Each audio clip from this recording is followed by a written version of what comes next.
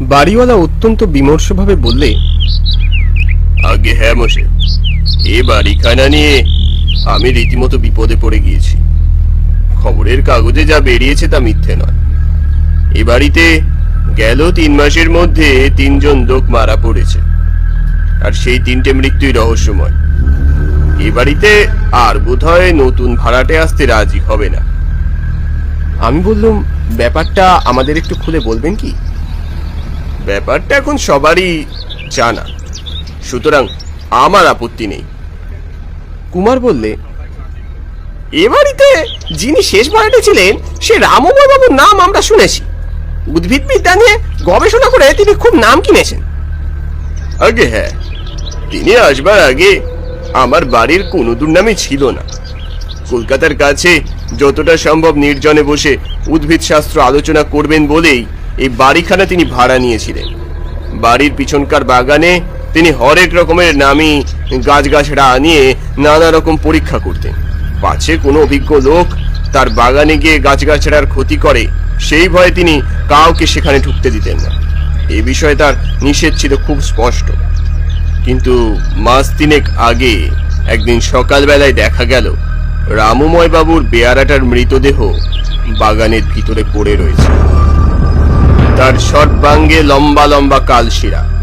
তার দেহকে কে যেন অনেকগুলো দড়ি দিয়ে খুব শক্ত করে বেঁধে ফেলেছিল। তার গলাতেও ফাঁসির দাগ।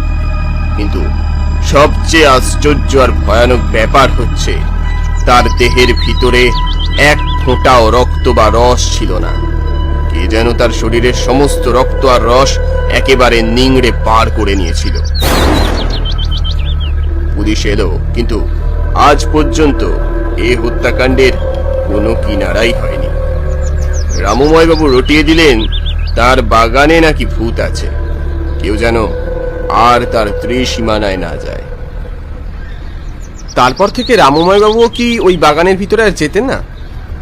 বাড়িওয়ালা বললে, যেতেন বই কি, বাগানের ভিতরেই তার সারা বেলা কেটে যেত।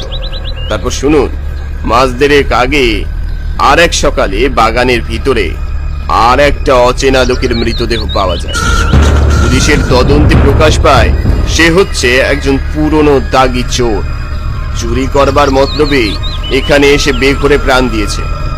সে হতভাগ্যের গায়েও ছিল লম্বা লম্বা কালশিরার ডোরা।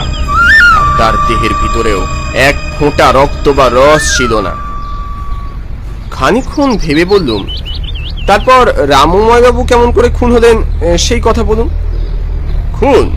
না না না না না, খুন নয়।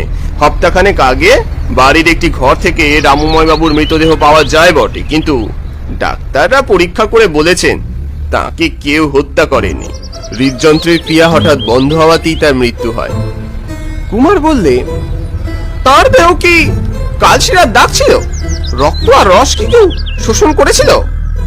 বাড়িওয়ালা মাথা নেড়ে বললেন, মোটেই নয়, মোটেই নয়। তার মৃতদেহের অবস্থা ছিল সম্পূর্ণ স্বাভাবিক, কিন্তু হুজুগে লোকেরা তা বিশ্বাস করবে কেন? রামময় বাবুর মৃত্যু নিয়েও তারা মহা হইচই লাগিয়ে দিয়েছে। আপনার আর কিছু বলার আছে? ওই বাগানের ভিতরে প্রায় ইঁদুর, ছুঁচো, পেঁচা, বাদুড় আর চামচিকে রক্তহীন মরা দেহ পাওয়া যায়, এই আর কি। সকলেরই বিশ্বাস রাত্রে ওখানে পিশাচের আবির্ভাব হয়। রামময় বাবুর মৃত্যুর পর থেকেই বাড়িখানা খালি পড়ে আছে। ওখানে আর কেউ বাস করতে চায় না। কুমার বললে, কিন্তু আমরা যদি ওখানে কিছুদিন বাস করতে চাই? বাড়িওয়ালা খানিকক্ষণ বিস্মিত নেত্রে আমাদের দিকে তাকিয়ে রইল। তারপর বলল, দেখুন বিমল বাবু, আমার আপত্তির কোনো কারণই নেই, কিন্তু মনে রাখবেন সব কথা শোনবার পরেও ওখানে গিয়ে আপনারা যদি কোনো বিপদে পড়েন সেজন্য আমাকে পরে দায়ী করতে পারবেন না। আমি ভাড়া দিই অর্থ লোভের জন্য, নরহত্যার জন্য নয়। আপনি সেই ব্যাপারে নিশ্চিন্ত থাকতে পারেন। তাহলে ওই কথাই রইল, আজ বিকেলেই আমরা ওই বাড়িতে গিয়ে উঠব। বিকেলের পরে সেই রহস্যময় বাড়িতে এসে উঠলাম। টালিগঞ্জের পরে যে পথটি রিজেন্ট পার্কের পাশ দিয়ে গড়িয়াহাটার দিকে চলে গিয়েছে তারই একপাশে এই সঙ্গীহীন বাড়িখানা দাঁড়িয়ে আছে। জায়গাটা নির্জন বটে। বাড়ির পিছনে খানিকটা জমি পাঁচিল দিয়ে ঘেরা। এইটা হচ্ছে রামময় বাবুর বাগান। বাগানের ঠিক উপরেই দোতলার একটা ঘরে গরম জলে চা মেশাতে মেশাতে বললুম, আচ্ছা কুমার, তুমি ভূত পেতনি পিশাচ বিশ্বাস করো? কুমার বললে, সাধারণ লোকে যখন ভূতের গল্প বলে তখন আমি তা হেসে উড়িয়ে দিই, কিন্তু বৈজ্ঞানিক পণ্ডিতেরাও যখন ভূত প্রেত নিয়ে মাথা ঘামান তখন তার হেসে উড়িয়ে দিতে পারি না বটে, কিন্তু বিশ্বাসও করতে প্রবৃত্তি হয় না। বিখ্যাত ডিটেকটিভ রিচার্ড টমসন কি বলে জানো? Although the vampires change their body like a human being, they are not real human. মানে পিশাচরা নাকি মানুষের মতো দেহধারী হলেও মানুষ নয়। অনেক সময় প্রেতাত্মারা নাকি মানুষের মৃতদেহের ভিতরে এসে আশ্রয় নেয়, তখন সেই মরা জ্যান্ত হয়ে জীবিত মানুষদের রক্ত চুষে খায়। গরম চা ঢেলে এক পেয়ালা কুমারের দিকে এগিয়ে দিয়ে বললুম, কিন্তু এই নির্বোধ পিশাচটা রক্তপানের জন্যে আর কি কোনো ভালো জায়গা খুঁজে পেলে না? ওই পাঁচিল ঘেরা বাগানটুকুর ভিতরে কটা জীবী বা আসতে পারে? সামনের টেবিলের উপরে এক চাপড় কষিয়ে দিয়ে কুমার বলে উঠল, ঠিক বলেছ, বাগানের বাইরে এত বড় বড় জীব থাকতে সে এখানে বসে অপেক্ষা করবে কেন? মৌন মুখে চা পান করতে লাগলো। কুমারও আর কিছু বললে না। চারিদিকে সন্ধ্যার নীরবতা ক্রমেই বেশি ঘনিয়ে উঠছে।